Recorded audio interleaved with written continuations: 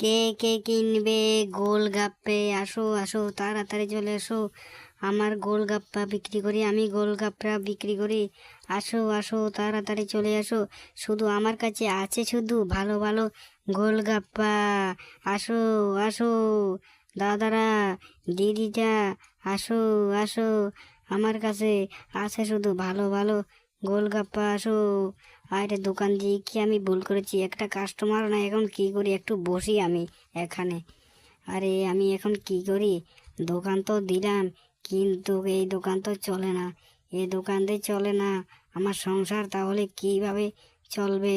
ঠাকুর যদি একটা আমার ভালো একটা পরিস্থিতি বের করে দিত, তাহলে হয়তো ভালো হতো। এই দোকানটা কত পুরো কিস্তি নিয়ে দিয়েছি, কিন্তু এখন কিস্তিও পরিশোধ করতে পারছি না। এদিকে আমার দোকানও চলে না। এমনি হলে কেমনে হবে? আমি তো সে কথাই চিন্তা করছি।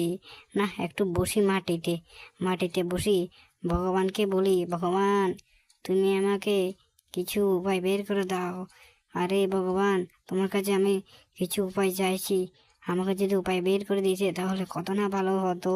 ঠাকুর, একটু উপায় বের করে দাও আমাকে, দাও দাও, উপায় বের করে দাও। আরে খুবই খিদা লেগেছে, এখন আমি কি করি? আমি তো কিছুই বুঝতে পারছি না। এই, আমি হলাম বর্মা। তুই কি বরদান চাস আমাকে বল। তোকে আমি ভাত খাবি, তোকে আমি ভাত এনে দিচ্ছি।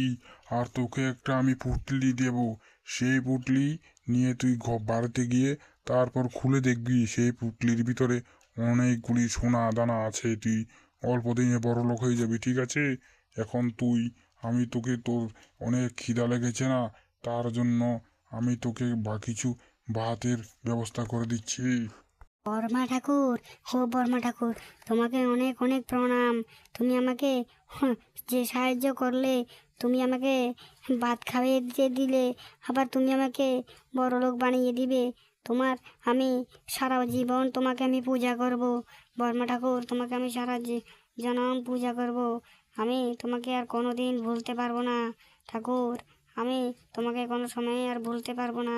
আরে বর্মা ঠাকুর তো আমাকে কিসের পুটলি জানি দিবে বললো, এই পুটলিটা কই? আমাকে তো দিল না, বর্মা ঠাকুর তো চলে গেল। এখন আমি সেই বর্মা ঠাকুরের থেকে আমি কি করে পুটলিটা একটু বের করি?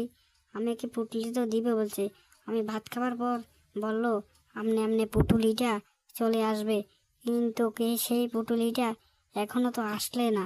যদি আসতো কত না ভালো হতো। আরে আরে, পুটুলি তো আমি পেয়ে গেছি। এবার আমি বাড়ি চলে যাই। বাড়ি চলে গিয়ে আমি পুটুলিটা খুলে দেখি এর ভিতরে কি আছে। এর ভিতরে নিশ্চয়ই ভালো কিছু থাকবে। যদি নিশ্চয়ই কিছু ভালো থাকে, তাহলে তো আমি আসলেই বড়লোক হয়ে যাবে। যেহেতু বর্মা ঠাকুর বলেছে, তাহলে সত্যিই হবে। আমি তো একজন গরিব কৃষক, তার জন্য হয়তো আমার কাছে আমার কাছে ভগবান সবার হয়ে আমাকে ভগবানে অনেক দিয়েছে। আমি আর লোভ করবো না। আমি এই পুটুলিটা নিয়ে সুন্দর করে সংসার ধর্ম করব আর থাকবো। আর আমি লোভ করব না। এদিকে আমার কিস্তি টিস্তিগুলো আমি পরিশোধ করতে পারবো। এই আমার কাছে যে আজকে কত আনন্দ লাগছে, সেই কথাই চিন্তা করছি। এখন আমি ধীরে ধীরে বাড়িতে যাই। বাড়িতে গিয়ে দেখি আমি গিন্নিকে বলবো, এই দেখো এই দেখো, আজকে আমার ভাগ্যটা খুলে গেল। এখন আমি তাড়াতাড়ি বাড়িতে চলে যাই, না হলে তো আমার গিন্নি এদিকে রাগ করবে। আমি আজকে গিন্নিকে গিয়ে বলবো, ওই দেখো ওই দেখো, আমি তোমার জন্য কি নিয়ে এসেছি।